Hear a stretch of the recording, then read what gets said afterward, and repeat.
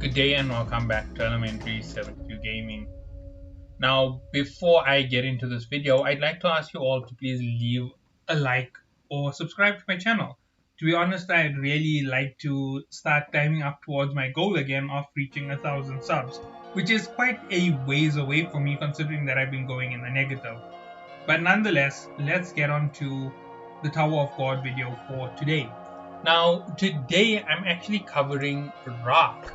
Now, Rak is not that fantastic of a character for just a single purpose. He's actually a fantastic character for multiple purposes. Number one, Rak is a Wraith Raiser. Wraith Raisers are a species that hunt turtles, and that is their prey. So they chomp on the turtles to strengthen up their jaws and to strengthen up their skin. That is the way that they do it. They eat turtles to get stronger. Now, Rak being that type of creature, the reason why he calls everybody turtle is because that is his prey, and he tells everybody that they are his prey. So he's always been telling us all of this from the start. Now, besides that, there's a few things which are really characteristic of his character. I can't believe I said that. So, from his character, one of the fundamental things that a lot of people may have noticed is he follows the ideals of a certain character from a certain show called Dragon Ball. He follows the same principle as Son Goku. Now, not completely the same character, but follows a lot of the characteristics. He loves to fight powerful opponents because they make him stronger. That statement in itself is exactly what Goku says at the World Martial Arts Tournament when he is a kid. So yeah, he loves to fight strong opponents because they help him get stronger. He also says it multiple times when he gets older, and that is the reality of who Goku is. He fights to get stronger, just to rise up to fight the next opponent. Similarly, that's how come Rak hunts powerful adversaries. Now, let's continue to the next point about Rak when it comes to everything else about him. When it comes to Rak, here is something else that you really need to know. Rak has a few other abilities and few other characteristics that are really not so important, right? So the first thing in terms of his character is he is a tsundere.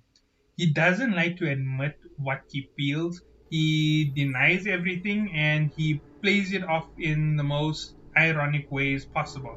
So there is something else you have to note about Rak. He's a tsundere type character. So you can't just take him straightforward when he's talking about hating or liking a person.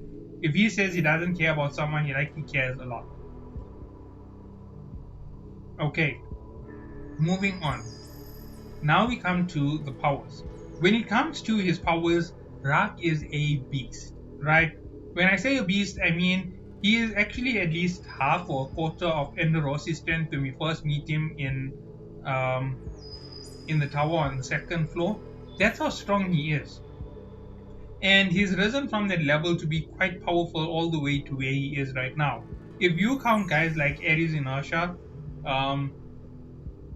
and company against Rak's strength, Rak is unbelievably powerful.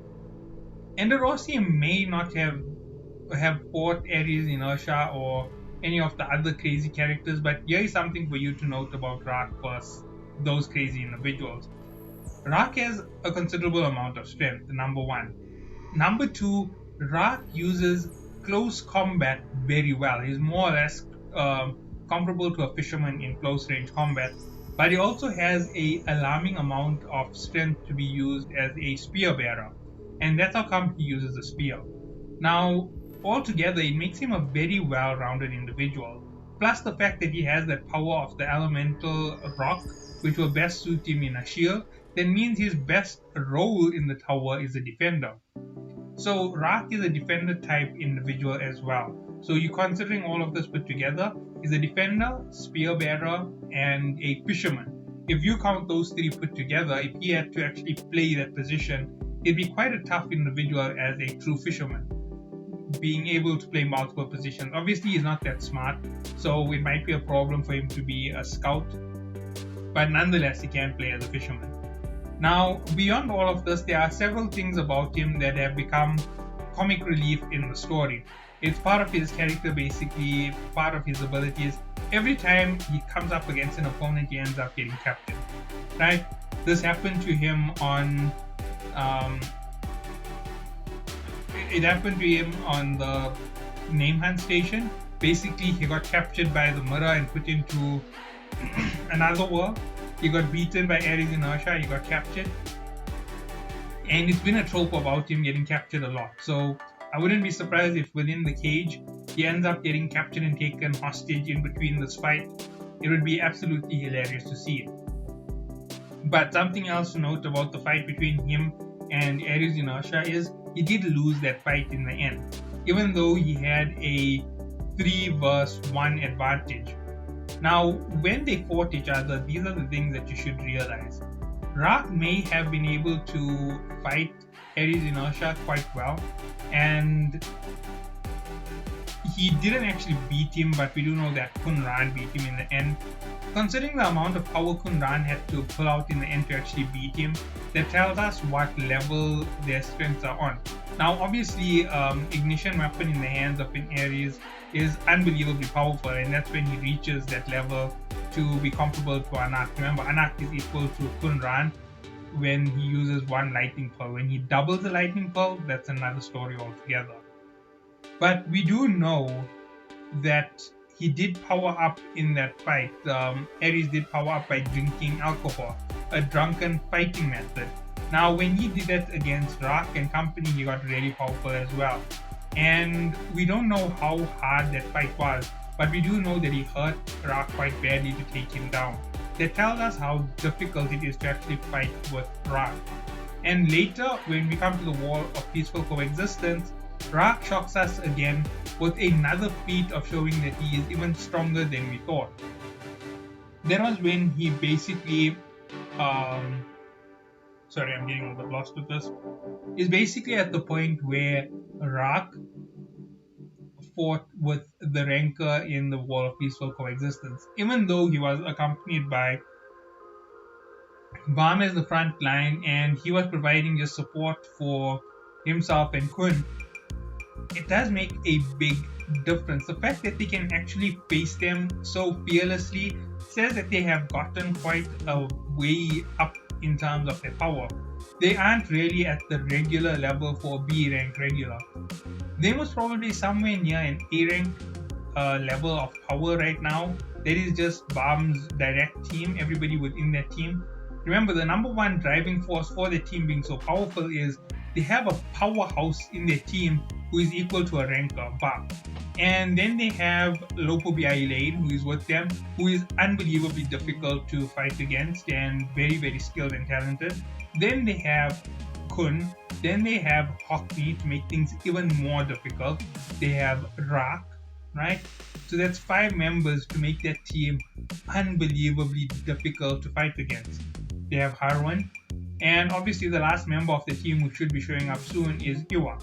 When all of these members are put together, obviously Harwan can run away whenever she wants to. Then they're going to put Danwa in.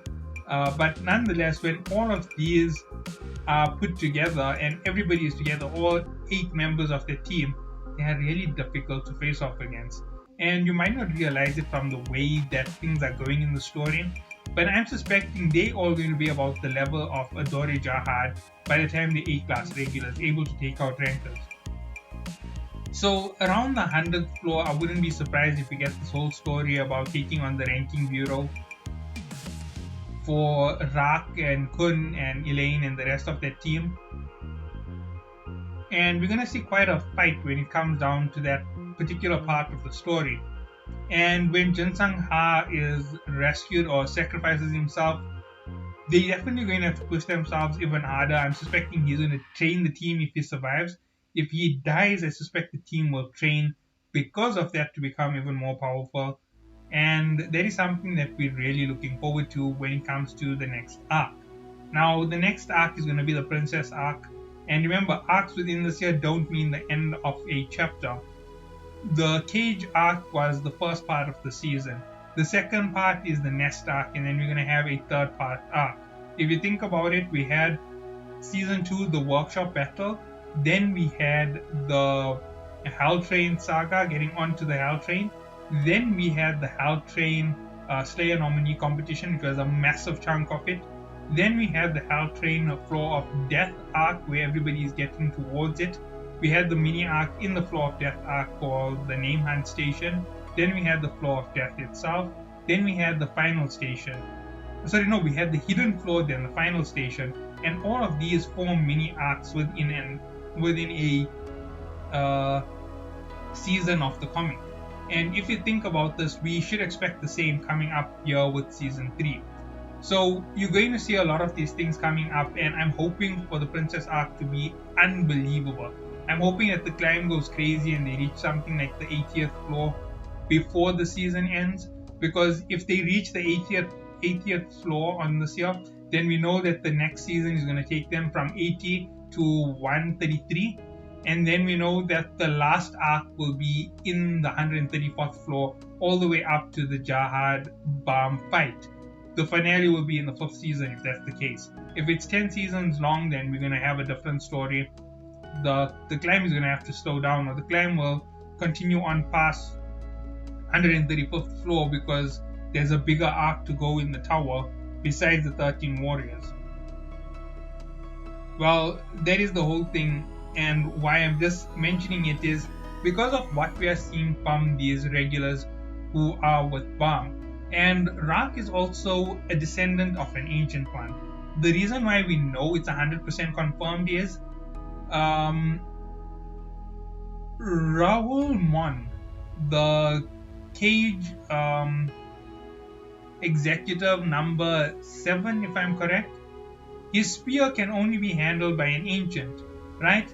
It can only go through ignition in the hands of an ancient, and it can't be thrown by anybody but an ancient without them suffering massive recoil. Rak threw the spear, right? We know there is only one condition which you won't suffer recoil from. Rak threw it. That means Rak is undoubtedly either an irregular, which I 100% guarantee you he is not an irregular, or number 2, he is an ancient, right? So he is a descendant of an ancient one. That's how come he can use Raoul Mon's spear. And something tells me that it's not just any type of ancient. He is one with a colossal soul, or a colossal ancient within him. And I think it's a little bit more considerable to who he really is. I think that he is going to be the original being from the ancients, the original progenitor. Now, this might be a real weird one to actually happen within the tower, but it could be that he is the reason why the ancients are surviving around in the tower, to reunite with one true bearer of all the powers. That means Evan-Cal is going to lose her power, Kal Halam is going to lose his power, and whoever else holds the other 3 powers are going to lose their power to Rak. If that is the case, if that is exactly who they are, then we're going to have an Ancient One story past the 134th floor. We'll see exactly what's the story with it, and we'll understand at that point if I am correct about Rak. Now, back to actually talking about the skills. Rak has an unbelievably powerful spear called the Mad Shocker. The Mad Shocker is a really powerful spear for regulars. It most probably isn't that powerful against rankers. The next thing to note about Rak when it comes to spears is the other spear that he has is that ancient spear from Raoul Mon. We're most probably going to find out the real name of the spear coming up in 1 or 2 of the arcs, and he's most probably going to use that spear in this arc when he's fighting in the cage. Not the cage, sorry, the nest. And I guarantee you there's going to be a lot to it, and a lot that we're going to learn from whatever Rak has to teach us coming up in the next few seasons. So I hope that we all do enjoy what is about to come. See you all then, and have a good day.